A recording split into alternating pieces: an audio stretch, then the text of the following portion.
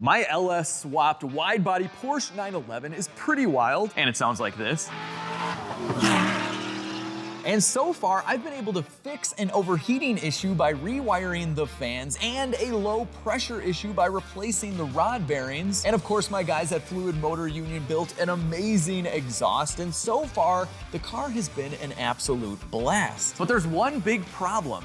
Actually, no, there's 4 problems. This car was originally built for SEMA, and we all know what that means. Many things were not finished, like this air intake, because you can't even close the hatch. It sits right on the air intake, as you can see. That's not finished. The car also does not have any power steering, and with these gigantic wide wheels, it makes it kind of hard to drive. And it also doesn't have air conditioning, and it's summer right now, and they gutted the entire underside of this hatch, so I have a new one. And the name of my channel is LegitStreetCars because I like cars you can actually drive. Cool modified cars that don't really sacrifice anything. So we need to update and finish this SEMA build to well, make it a real legit street car.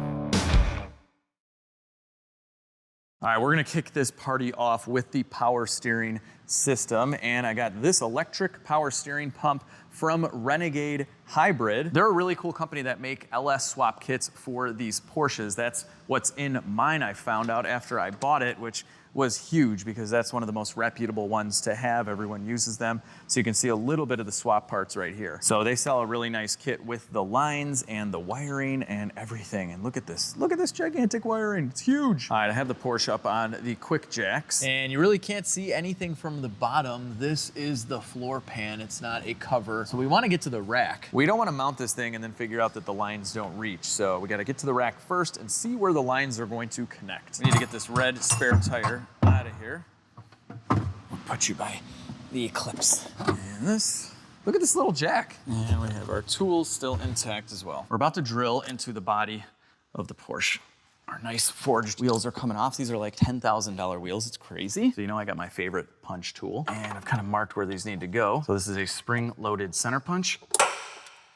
Bam. So that's what the center punch just did. Not only is that gonna give us precision for where we need to drill, but it's gonna center the drill bit so it's not just wobbling around all over the place. When you see scratches all over a drill hole, you know the guy did not use a center punch. All right, so we're gonna use a stepper bit up to the 1-inch mark, and these are labeled. You can see 1 inch right there. And I like to just make some Sharpie lines here so when it's spinning, I know exactly when to stop. And here we go, nice and centered.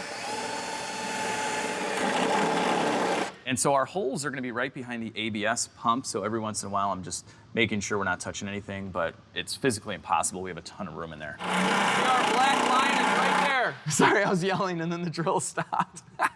But you see the black line? That's why we did that, because it's impossible to tell where you're at unless you pull the drill out all the time to check your mark. So use the black line and don't yell at people. There we go. Now that we have our hole, we're gonna use a rounded file just so this isn't super sharp. And I'll just go around like that and knock down the edge. So we are gonna use a grommet right now. So we sliced out a little pie here so it'll slide through and then seal back up around the hose. These have a little slot around the grommet to slide into our new hole like so. There we go. Nice. All right, guys, before we get too crazy with the power steering system, we want to figure out exactly where we are mounting this. And I do know the hoses need to go in this way, so we're gonna mount it right in this area. And I have some ideas on a bracket, so I've done some center punching, and we got to drill. I'm gonna start with a smaller drill bit. And I'll move on to a bigger one. All right, cool. I have to do that 2 more times. So just imagine bzzz, and then switching drill bits, and then bzzz, again 2 more times. That's what I'm gonna do. Here's the final result on the bracket, and I made a couple of bends. And then on top, we just have a piece of flat stock with 2 holes drilled in, and the bottom piece is going to triangulate it down here. So this is already holding it pretty well, but we want it to be super solid. And you know I love using factory hardware whenever possible, so this was holding in this bracket, it still is, and now it's holding in our new bracket. And now I get to use one of my favorite tools, the rivet nut installer gun handle, whatever we call this thing. It's awesome. I used it on the DeLorean to repair a bracket for my headlights. And these are my go-to for custom brackets and whatnot. All right, screw this out. There we go. We have added threads. This looks totally factory. And then here is the idea. This is a support piece that's gonna fit in like that. And so we can use some hardware to thread it in now. Okay, very nice. Yes, it's gonna fit just like that. This is super strong. All right, I'm underneath the car. I'm trying to figure out where the original power steering lines terminate. And we got a couple covers here. Pull this down, because you know, the rack is obviously up there and the engine's back here. So just like the cooling system, they had to run the power steering lines all the way. I think these are the lines right here. Oh, there we go. What's this? What do we got here? Like a little glove and a zip tie action? All right, that's one way to do it. So they just left them. I mean, whatever, that's fine. Just to give you a little bit of context, that's the front bumper. This is the trunk pan, and right here is the rack and pinion. So these are the factory lines, and we need to get those out of the way because we're gonna be installing these two fittings so we can use the pre-assembled power steering lines from the kit, and these have 6AN fittings. All right, so now we just need to pull these old power steering lines out. There we go. Since they're disconnected from the rack and that end is hoses, it should just kind of pull out.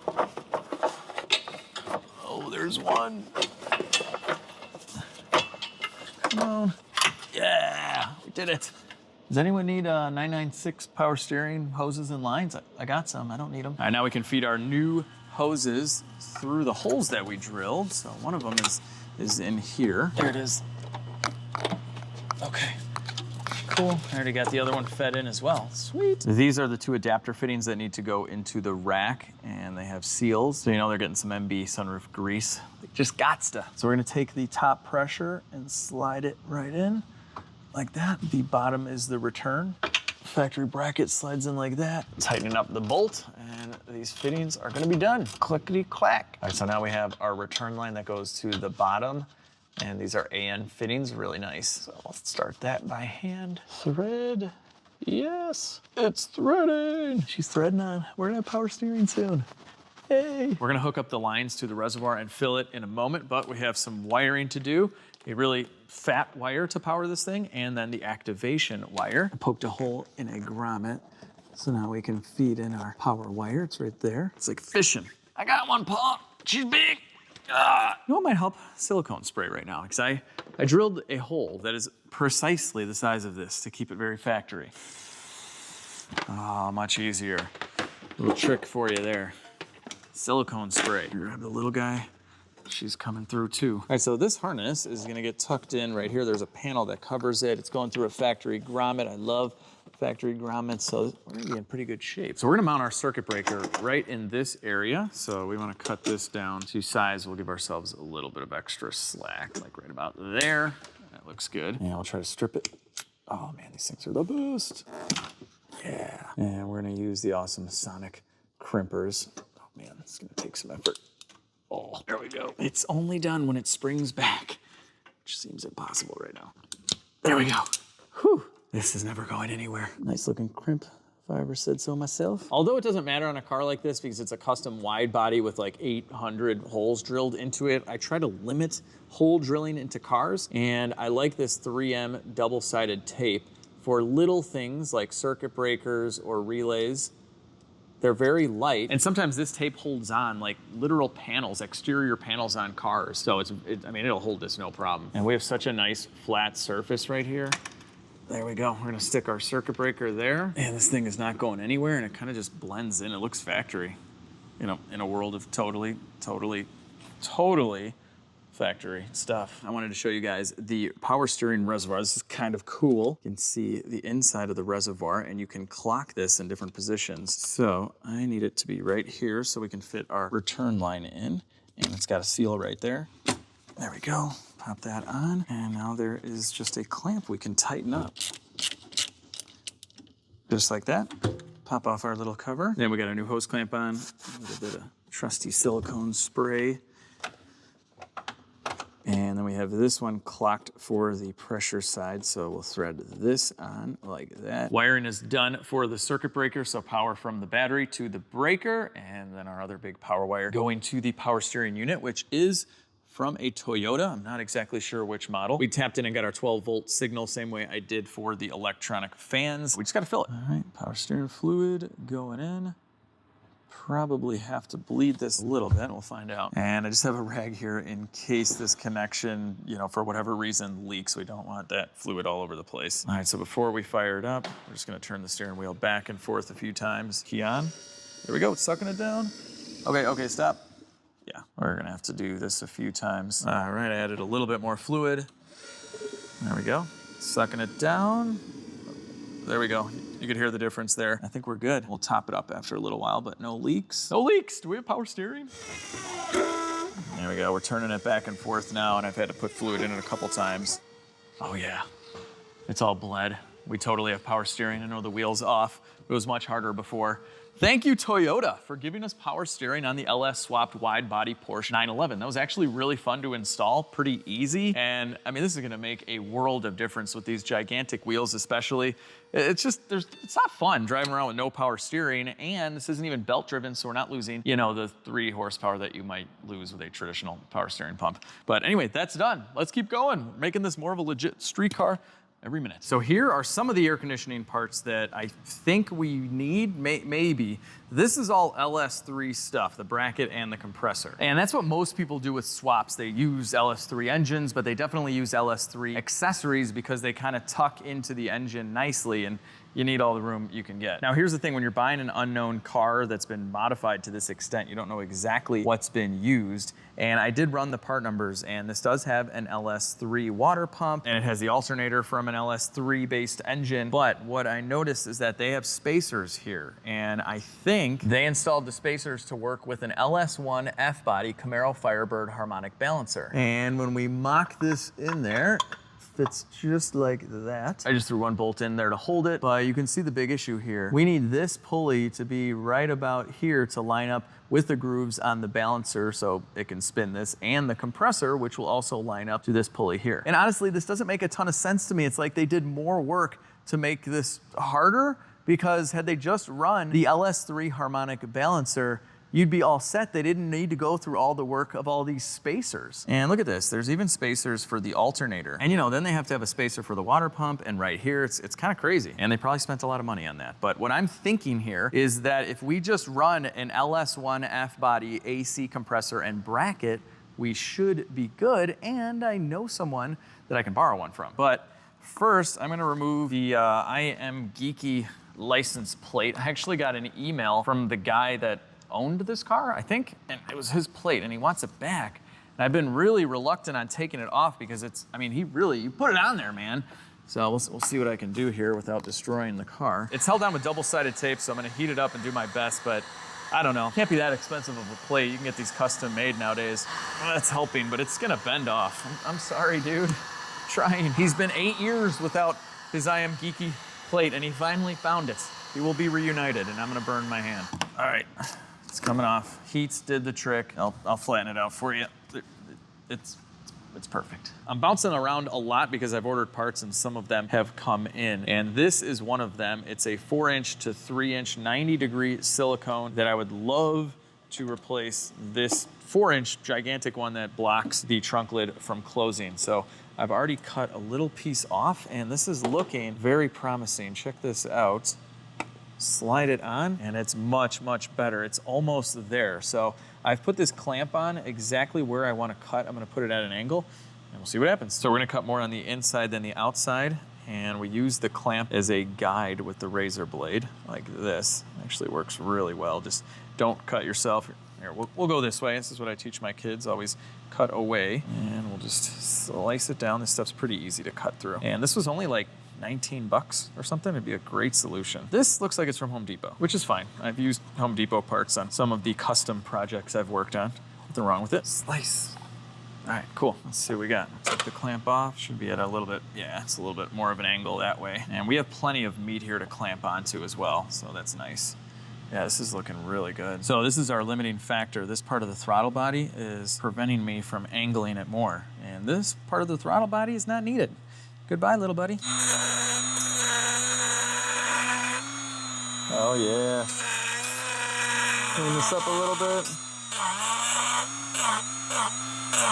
Perfect. Let's see now. Oh yeah, this is inside of the body. That is fantastic. Right there, that's it. That's it, cool. All right guys, so just as a reminder, this is what we had before. This thing will not close at all. You can see the gap here. And let's see if this makes a real world difference. It definitely should. Oh, it closes. That's awesome. That's all I wanted it to do. That is fantastic. And we don't have to do any custom fabrication or anything yet, except for my fantastic grinding. So now we have to figure out what's going on with the AC lines, and they end up right here. And I've disconnected them from underneath the car. So these lines, they get routed all the way up into there. But our LS compressor will be down there, but I don't want to run them all the way from there to here. I'd rather keep it underneath. And for 20 bucks, you can get yourself this little LS AC adapter, and it bolts in like this. So my plan is to get some custom fittings so we can make our own AC hoses to go from here, past the transmission, and then to the AC compressor in this area. So I have a brace here I have to remove to get these lines out. There we go. Yeah, these lines are a pain in the butt. We could technically just leave them like they did the power steering lines, but we're not gonna do that. We're taking them out. All right, there goes one of them. This really stinks. All right guys, I'm just breaking these aluminum lines. There we go. And I think we could pull it out through the top. Yeah, here we go. Okay, look at that, cleaned it up nicely. All right, so my buddy Eli, who you guys know from the old Fox Body in the parking lot videos, he is doing an LS swap in his LT1 Firebird, and he let me borrow this. Just put a couple bolts here in this bracket to hold it in. So now we have an LS1 F-body bracket on an LS1 F-body engine. And he let me borrow a compressor as well for mock-up. And I knew this, and Renegade told me, but the compressor is going to hit the frame. So we gotta cut out the frame. So I just marked this up for surgery. We'll do this in 2 stages. But if you guys noticed in the exhaust video, someone else has cut this frame. And guys, when I say frame, I don't mean like an important integral part of the actual car's frame. This isn't gonna affect anything. As you can see, that area was cut down long ago. So we're just gonna trim it down a tad more. But these are the actual frame rails that the subframes bolt up to and all that good stuff. And you can see here that bar was cut on this side too. Here we go. Oh, like butter, it's very thin. I just took the bracket out for a little more room. If only the blade was on this side, that would be so nice. Oh, this works? No way. These things are the best. I have shears from Sonic, and craziest thing I've ever seen, but they sell them in right and left hand versions. I don't know. It's nice though, I can get it at different angles. So here's the other one getting in over here. Oh, it's just munching this away. Get out of here, metal. Yes. See, I told you this isn't an integral part of the frame. I don't even know what it did from the factory. You shouldn't be able to cut frame out. And that's because it's much thicker than that. There's another piece. After a little bit more snipping, we have an AC compressor in here. Now, this metal right here will pretty much cut your finger right off. We gotta take care of that. I like my finger. We're just gonna knock down the rough edges here. Make this look pretty. All right, so after bringing down all the really sharp edges, we're gonna smooth this out. Here it is all cleaned up. I'm gonna attempt to match the factory color of the frame. I don't know why, but I found almond in my paint cabinet, so I don't know why I bought this. And we just wanna protect the metal though, that's all. Okay, that does not match the frame at all. It kind of smells like almonds. They use real almonds in this? All right, guys, we gotta move on to some wiring, and I removed the bolts for this seat. It's very, very light, as you could imagine, so we're gonna get this out of the way, because it's just easier to get to wiring components without a seat. The main wiring harness, you can see a gigantic chunk of wires. It comes in this way, so that means there's gotta be something over yonder, over in this area, under the carpet. There's this, I don't know what that's for. This roll cage thing is really getting in the way, but I think with the right amount of finagling, we can get this carpet out of here. Oh my God. Get out of here. All right, we have to loosen up this strut brace. Just gonna go a little bit so we don't have to do anything with the suspension back here. It's coming. Woo! Yes! The factory Porsche AC relay should be behind here. There were a couple 10s holding it in. Now we're gonna slide this relay box kind of out of here. I'm gonna get rid of this plate. All right, and there she is. The green one should be AC. I pulled out the relay, and this from the factory is a ground controlled AC compressor. And because we have an LS, we need it to be positive controlled. So all I had to do here was switch this pin and this pin. Now it's gonna be a positive controlled relay. And this fat red wire here is for an air pump that we don't have anymore. And this is perfect to power up a compressor. So now that is tapped into the air pump wiring going right into our relay. So we'll plug that in. And then if you guys remember when we did the exhaust at Fluid Motor Union, I ripped out a ton of unnecessary wiring. Here it is on the floor here at the shop. You never know when you might need something. But at that time I looked at the diagram and I saved myself the power wire for the AC compressor, so we still have that. So we'll chop off this connector. We'll just take off the little factory sheathing there, strip it back. And so we're gonna use some butt connectors here. One end goes there, and we slide one end in like this, and a little crimpy crimp. There we go, that's good. And so because we've swapped the pins, this green and white is now the feed to the compressor. So that fat red one, it doesn't need to be that big. That was for the air pump. On the compressor, all it needs to do is activate the clutch. So it's got a big gauge wire there that turns into the green and yellow through the relay, and that's gonna be plenty. This is typically the gauge you see for an AC compressor. We know where the compressor goes, so we can go ahead and wire this up. So I've run this across the firewall so you can't see it. All right. We're gonna use the heat gun here so we can shrink wrap the butt connector. So now this is a weatherproof seal since it's underneath the car. That's very important. Very nice. Here's our completed circuit. We have our ground wire as well, ready to get a compressor in here. And here you go. I mounted up a brand new compressor. We have a brand new AC bracket with a brand new tensioner and a brand new belt, and it lines up with our balancer. This is great. All right, we're gonna remove this plastic plug. So from the factory, this rebuilt AC compressor is vacuum sealed. That's really cool. I don't know if I've ever seen that on a new AC compressor. Pretty awesome. So now we can take off this.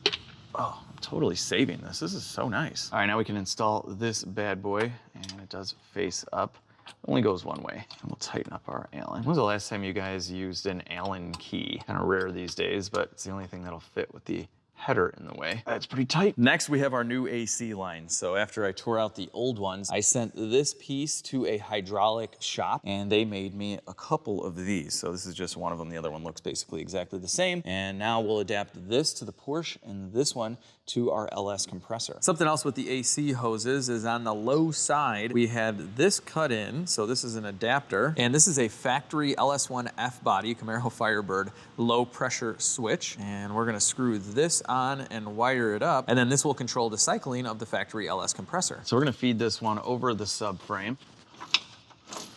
And we'll pull it out by the trans, and then it should line up. This one's gonna be the bigger of the two. So there are different sizes. We gotta set this up on an angle so it's not on the exhaust. All right, so that's started. We'll leave it right there for now. And here's the other hose. I'm feeding it in from the back, and we'll start this one also. All right, that's started, and we'll bring this one out like that'll probably make a lot of sense. And from here, it's all Porsche. So we'll get that in there and a bolt, tighten it all up, put the system in a vacuum, charge it up, and hope it holds. So here's what I'm thinking. We need a way to turn on the AC compressor. Looking at schematics and talking to Renegade, it doesn't even seem possible to do with this control unit, but we have 3 slots here, 3 empty potential buttons. So let's remove this. It should just be some clips.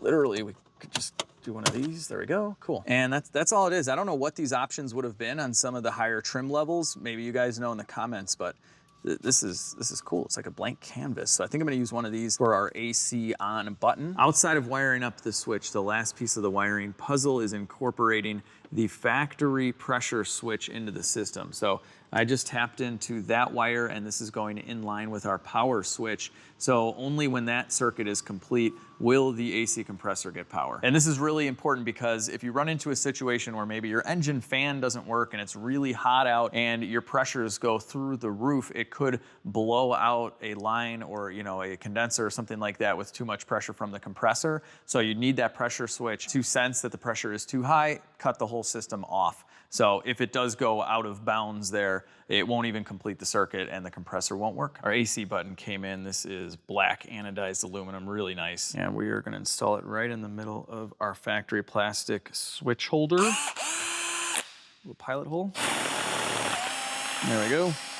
Cool. Now we can slide the button in place like so. There's a nut on the back side. So I'll screw that in. Our button has been installed. Looks totally factory. That is so cool. I just wired it up and check this out. It lights up when the AC is on. Very cool. Oh man, that is sweet. Bam, factory, nice. I gotta say that turned out better than I thought. That is awesome. Awesome. I really love driving this car. I love it so much, I actually dream about it. While I'm sleeping on my amazing Helix mattress.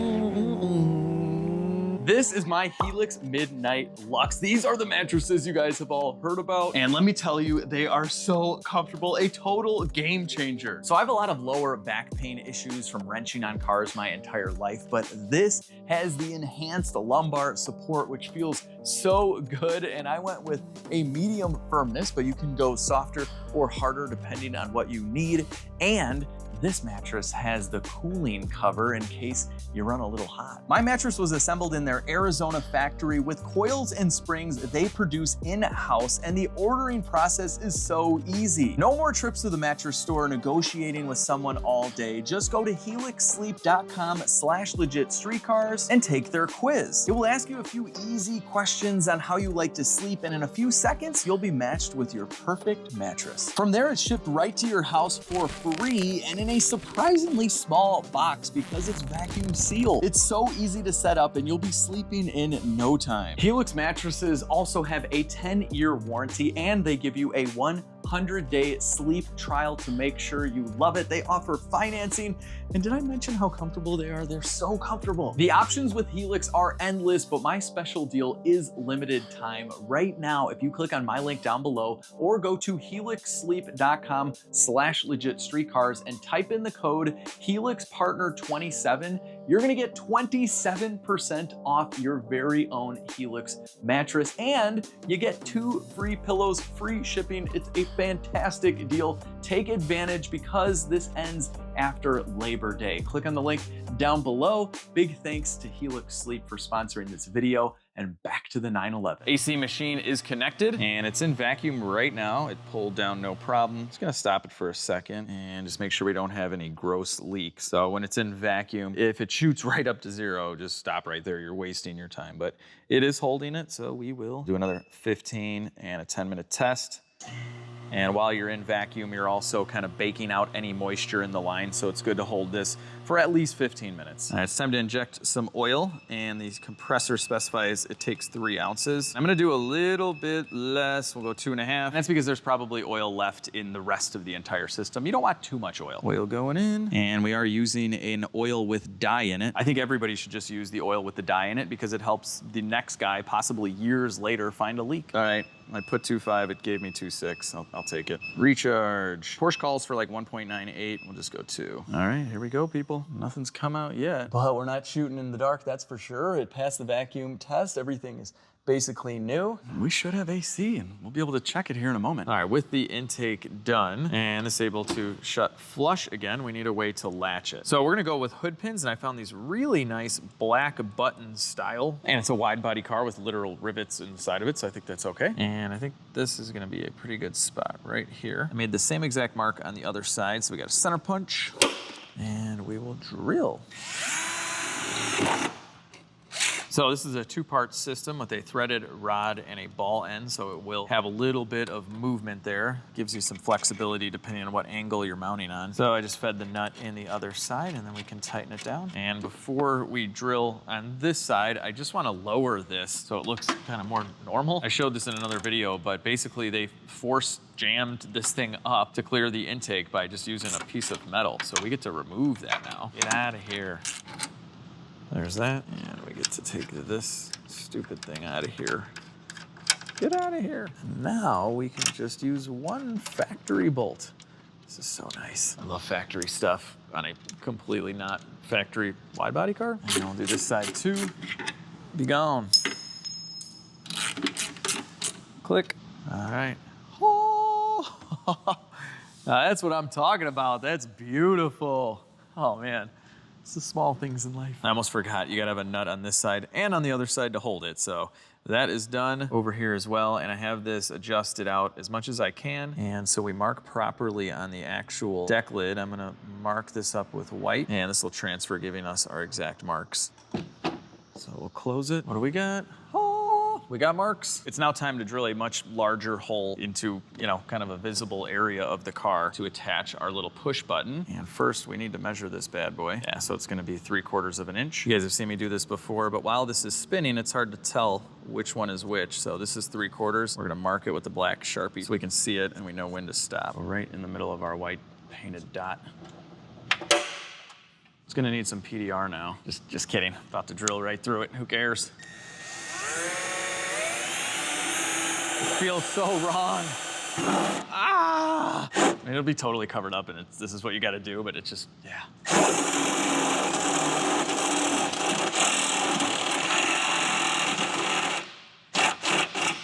There it is. Perfect. That's awesome. This will kind of chamfer it down a little bit and clean it up from this side. Look at that. Beautiful. I had to make one small modification because the stud here wasn't reaching far enough out. So I have another stud on the bottom and a standoff extension. And now we can screw this in and we just have a lot more height adjustment. All right, let's see what we got here. Is that it? Hey, look at that. I've never done hood pins before. That looks great. And we should just push that in. It opens, bam. Oh, this is so nice. It's the little things in life. You don't appreciate, you know, a back hatch, trunk or hood or whatever you want to call this that closes until you have one that doesn't close. All right, guys, I think I have the intake finalized. So I used the cut up 90-degree silicone and I got a 45-degree satin black aluminum tube and this nice little air filter. And check this out, this is pretty neat. So very simple setup. Air filter right here. It's gonna fit nicely there. We'll tighten up our clamps. This one too. It closes. Oh, that's great. Cool. I almost forgot a clamp here, so that is done, but here is our intake system. Very, very basic, very inexpensive. We didn't have to do any cutting or welding or anything like that. And what I like about this is that the header is over there and the air filter is right here. So I've seen some where the air filter's right here sucking up hot air from the headers. In the real world, not gonna make a huge difference on power, but you know, colder air is better. Let's see if the AC works.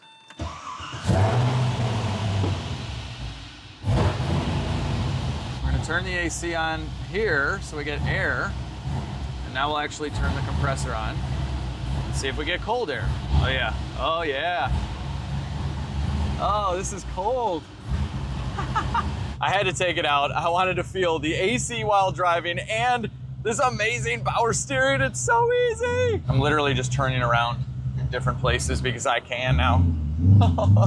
This is so nice. And it's raining right now, which is not nice. But this is when you need the AC. Oh, this is so great, guys. Such a nice upgrade with the power steering. Like if you guys need room in an engine bay, you know, maybe to run a downpipe or something like that, and the power steering pump is in the way, the belt-driven one, just hook up one of these electric jobbers and you're good to go. It feels just like a normal power steering pump. It's so, so good. It's not gonna rob any power from the belt drive. It's perfect. Have I told you about the AC yet? This is so good, guys. I love it. The belt drive for the AC compressor and everything looks totally factory because it all matches now. I put my laser on this. It's perfectly straight, no squeak, no nothing. Oh, let's see do the wipers even work? Let's see.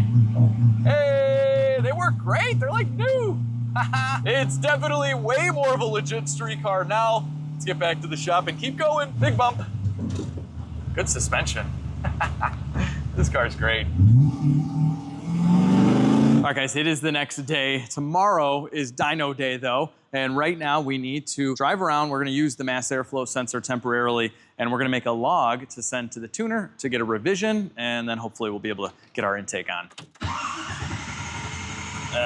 It never wants to start on the first one. Watch, it'll start now.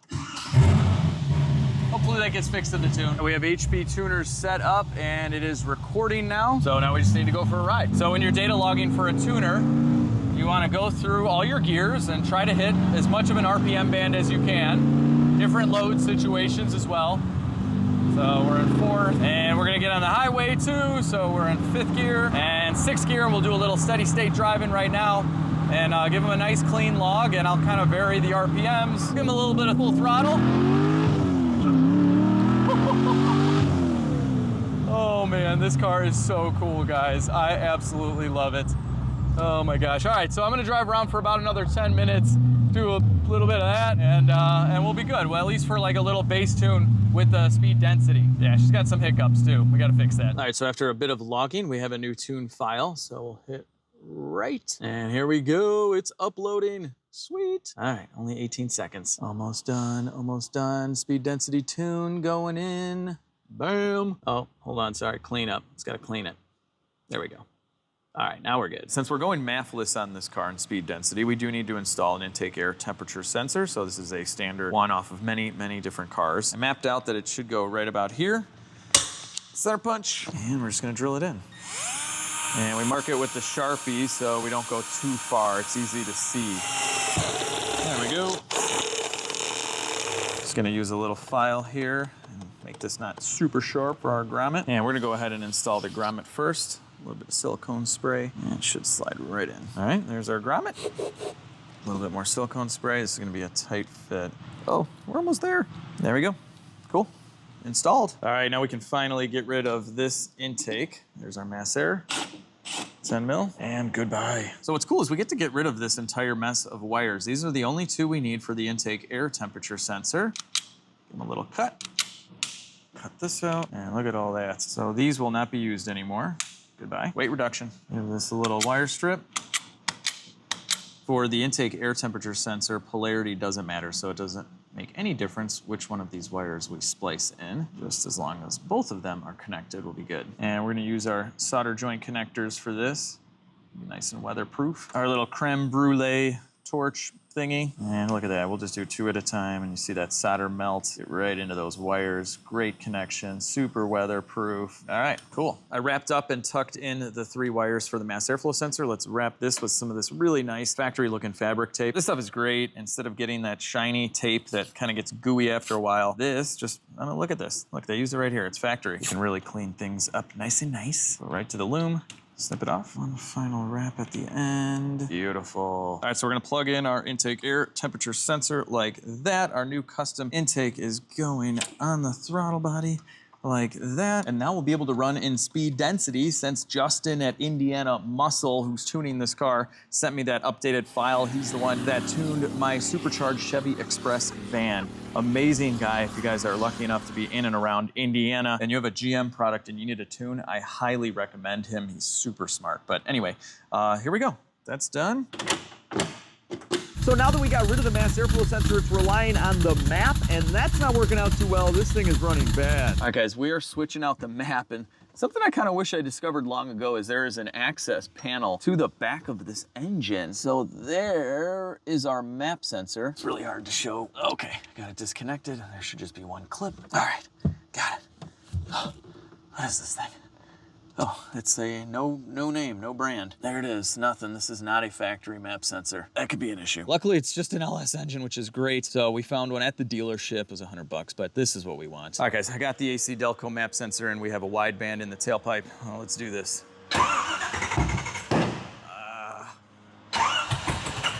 Jesus. Okay. This is not good, guys. Just like to mention that today's Dyno day, by the way, of course. Let's see what we got on the O2. All right. It's not that bad, actually. Thought it'd be much worse. Huh. Actually, it might be running a little bit better now. This thing has a gigantic cam, by the way, so it's gonna be choppy. We just want it to be smooth, especially when you rev it up. So at idle, it's at like 20, it's running super lean, but that could just be a bad reading. And then we'll give it a little bit of gas, and then at 1500 RPM, we're okay. That's pretty good. 14-ish. Yeah, this isn't ideal at idle because you're getting air to come in, so it'll look leaner even though it's not. All right, response. That's promising. Before I had like no throttle response. It was pretty bad. I just spoke with Justin at Indiana Muscle Car, and before with the bad map sensor, we were adding fuel in on the short-term fuel trims. On the data log, it was showing that it was actually running lean. Now with the right map in the car, it's running really rich. And I found a part number on there, and that map is for some kind of Suzuki or something. I have no idea. So we got a new tune going in. This just takes about a minute every time. Oh, that's beautiful. It would always do that thing where it wouldn't start the first time, like every time, and then we'd have to do it again. So it fired right up. All right, guys, so we are in open loop right now, and you can see the fuel trims are 0 because it's not even looking at the O2 sensors. And I'll just keep the camera on here until it switches so you guys can see this kick into closed loop. And this is what we're dealing with today too. Mostly cloudy, 73, but it kind of looks like it's gonna rain. I don't know. Come on, switch. Oh, yes, all right. See that CL came on for closed loop, and it's pulling about 7, 8, 9. Okay, it's going up. That's the percentage of fuel that it's pulling, and before it was at minus 37, so we knew it was running pretty rich. We're definitely getting up there though. Yeah, I mean, this isn't good, but we'll see where it caps out. Go down. That's still really high. Jeez. So we revved it up, and it'll kick it out of closed loop. Getting ready for full throttle. At full throttle, it goes into open loop. It's not looking at the O2s. So we're just waiting for it to settle back in, but yeah, I think this is gonna still be very, very rich. We're about 7% better, but we don't wanna run it anymore without a new tune revision because we will foul out the spark plugs again. And let me show you the plugs that I pulled out of it like an hour ago. We messed them up bad with that bad map sensor. Look at this, they're just all sooted up. These were fine before, they're all really bad. And that can happen really, really quick when you're running rich. That old map was killing us before because it would read and then cut out, so this thing was just dumping all sorts of fuel. All right, we sent them that log. We just got a new tune back. I gotta say, the car sounds good. Who doesn't like a choppy LS? So we're in closed loop. We're obviously still running rich, but it's climbing much slower. This is better. We'll see where it maxes out at. And this is about it, guys. Right at about 20-ish, like low 20s. Still got some more work to do. All right, guys, we're looking pretty good to hit the road. It gets up to about 10%. That's good. We'll send them a log from the road, and we'll really fine tune this. All right, guys, we are cruising. This thing is running great, super smooth.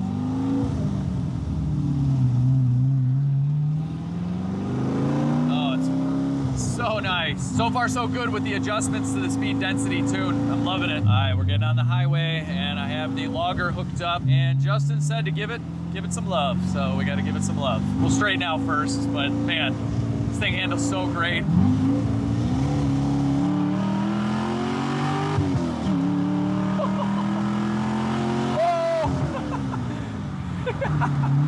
Oh man, this thing is great. This thing is great. Place your guesses down below, people. How much horsepower do you think it's going to make? All right, guys, we are cruising at 77 degrees, so a little bit warm, but this thing is straight as an arrow. The suspension and steering is just perfect. All right, we're getting some gas for the old 911, and I totally forgot that the filler's over here. I had pulled it up way wrong, thinking it was here, but no, there's just wide body stuff. All right, fired up. Hey, gas gauge works perfect. Look at that. We made it. Cannonball Garage. And of course, they always have some of the coolest stuff ever, like a Volkswagen Passat station wagon. I wonder if it's a stick. Oh, it's a TDI. Look at this beaut.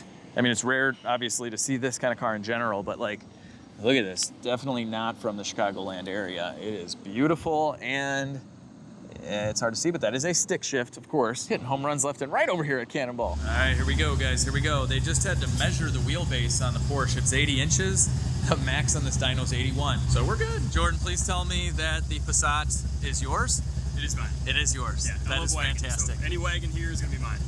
Jordan and I have bonded over wagons before. He likes the E55 and the CTSV and any cool wagon. Luckily, the guys at Cannonball deal with very lowered cars all the time.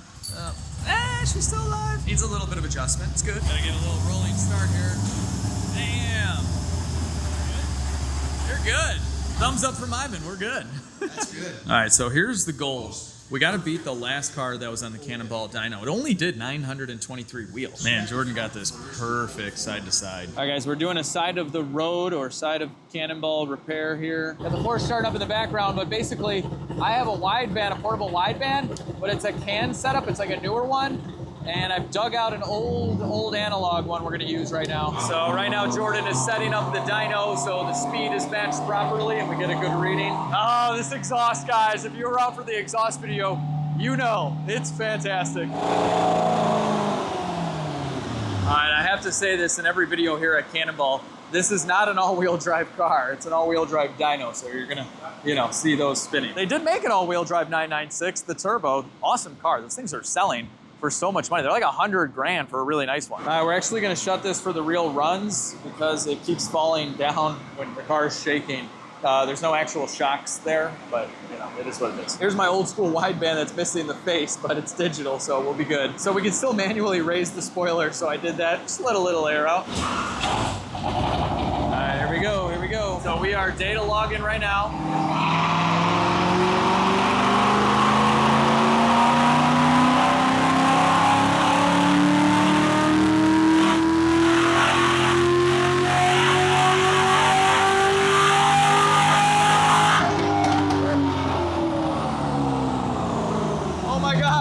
It's so hot, like I was standing right here and I was getting baked. That's why I moved out of the way. It's too much. All right, well, not the best. 258 wheel horsepower, 300 foot-pounds of torque. Yeah, oh man, it was pig rich on the wideband. It just pegged the gauge. And I think the richest it'll go is like 9.0. So it was like in the 8s. That'll make for no power. Hey guys, watch this. The throttle is not opening all the way at all. Look at how much more throttle we have. Yeah, look at this. This is from the log, 65% throttle position. That's all we were getting. All right, we gotta figure this out. Okay, so here is our pedal setup. And you see these nubs right here? Those are hitting this base prematurely. So it's not allowing it to go down. We still have a ton of travel. They're just made of plastic, so I think I can just kind of snip them off. Oh, got it. Woo! All right, there it is. Sweet. All right, let's see now. Yeah, that's it. That works. All right, cool. All right, guys, here we go. There's our wideband, and we have our TPS right here, and we have some RPM.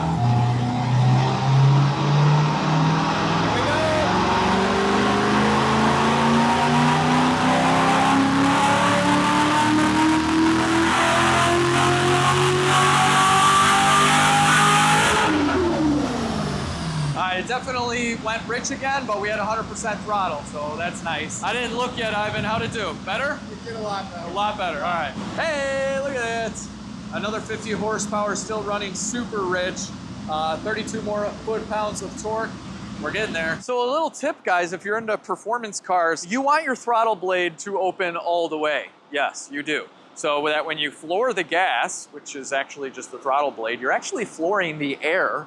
If you think about it, you want all the air, not like 46% of the air. Oh, wait a minute, no, we were getting 60-something%. You know what I mean. We uploaded a new tune with less fuel. That was at about 10.4 to 1 air fuel. Also very, very rich.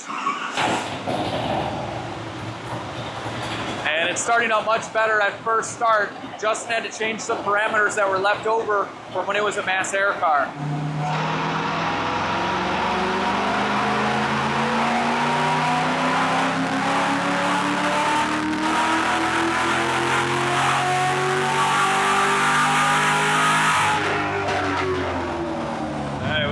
All right, 360. So we did a few runs, 3 runs to be exact, and we were having wideband issues. It kept falling out of the tailpipe. So I pulled a narrow band and ran it right in place. Since I had wide open throttle, we don't need the narrow band. That's fine to do. All right, guys, I'm working the dyno now. This is always fun. It's been a few years. Hopefully I don't mess this up. So that's first. Second. All right, here's fourth. That is direct drive. All right, we're good to go.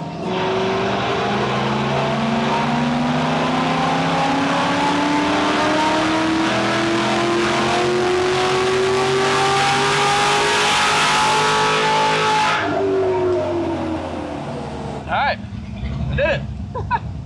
Cool, let's see what we made.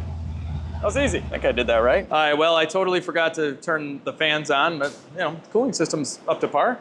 And we got our highest run, 367 wheel horsepower and almost 350 foot-pounds of torque. All right, guys, I gotta get the car off the dyno. One day I will have my own. So we could do a little bit more tuning. There is timing left on the table and other little things like that, but AFR is spot on. The graph is absolutely perfect. Justin over at Indiana Muscle said he would maybe see like 380, 385 on this setup, but we don't know if the compression's been lowered, and we have these shorty headers with really small primaries. So honestly, this is about what the car makes. So you know, about 370 wheels, so roughly 440 crank in this little car is a blast. And I've never felt it with this much power because it definitely had way less before. So let's get it off the dyno and see what she feels like.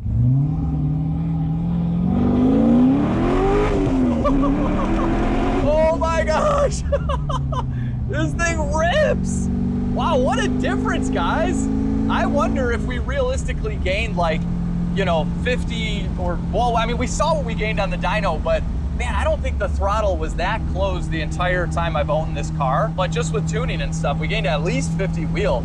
And man, this thing scoots. It definitely warmed up. That doesn't help with dyno numbers, 86 degrees, but our engine coolant temp is perfect. Oh my gosh, guys, I wish you could drive this car with me. Well, you know, like one at a time, but it handles well. Everything works. It just sounds so good.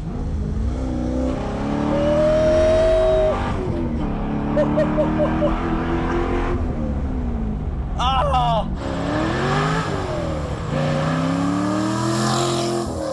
If you guys watch like all my videos and especially my update videos, you know I'm selling this car. Like, it's actually already spoken for. In my last update video, a gentleman from Texas came all the way out and he ended up giving me a deposit for it. So it is his now. I just, you know, the deal was I told him, I got to finish the car for you. Obviously, I'm going to make it 1,000,000 times better. And I got to finish the series. The car has to be done. It has to be a legit street car no matter what. The guy was willing to buy it as is. And I'm like, no, I got to finish the series. I don't want to leave you guys hanging, obviously. But now that it's done, I'm like sad to give it up. This thing is too cool.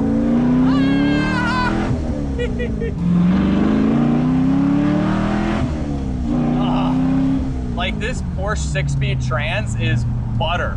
I mean, it's so good. The clutch feels perfect.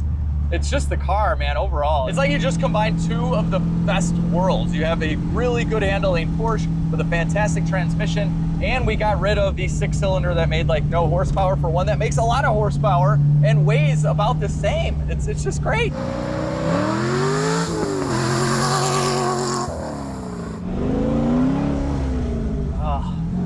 There's no need for a radio. Radio? Who needs a radio? Ready, Harry? Oh.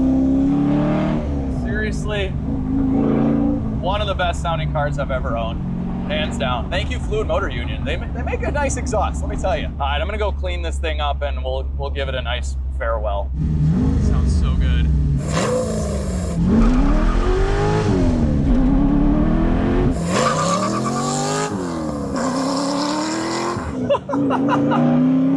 It lights them up, guys. Oh man, what a great car. Okay, all right, let's go back now. It's been a while since I washed this thing, so give it a nice little foam bath. Look at the dish on these wheels, crazy. All right, so let's dry this thing off. One swipe and it's dry. You know how much I love my gigantic drying towels at LegitStreetCars.com. They're the best. And the best part is this thing is already wet from drying another car. It'll just keep going. Whoop. All right, guys, I'm done cleaning it up. And here she is, the Carrera LS. It's final time here on Legit Street Cars because it's getting picked up probably in about a week from Mike in Texas. And man, oh man, this has definitely been one of the coolest cars I've had ever. I mean, just look at it. It came to us with a few issues, but all of that has been rectified now. It doesn't overheat. We did all of the bearings. We added the AC, the power steering, the new intake, the tune. She was already beautiful. Say what you will about the color. It's definitely not my favorite, but I respect it. It's very, very cool. This is an FJ Cruiser Toyota color, and the body is in great shape, and it's not too nice to where you don't ever want to drive it, which fits the bill for a legit street car perfectly. So if you guys didn't catch the update video, Mike already came out, he already drove it. You know, at this point, it's been a couple of months and he liked it the way it was, and now it's even better. And cosmetically,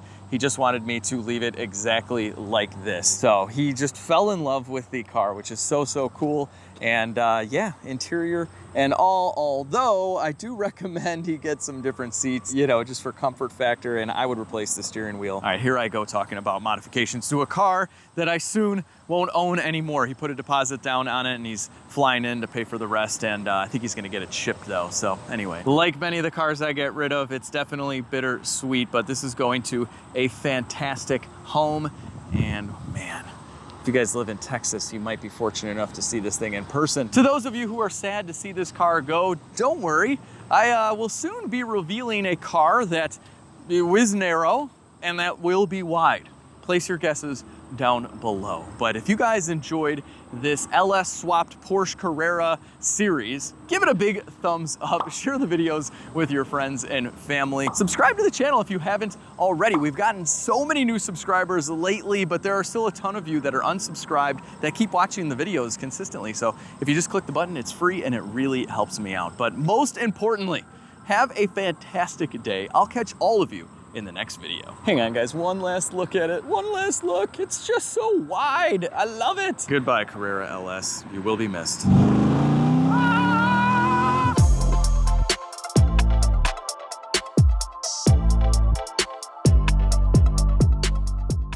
Now here's the thing with buying a car that, now here's the thing when you're buying an unknown car that's been modified to this extent, you don't, Now here's the thing when you're buying a modified car that's, okay. And now I get to use one of my favorite tools I'm bouncing around a lot because we have to order parts. And this is important if you run into a situation where you're building a, all right, so I just hand chart.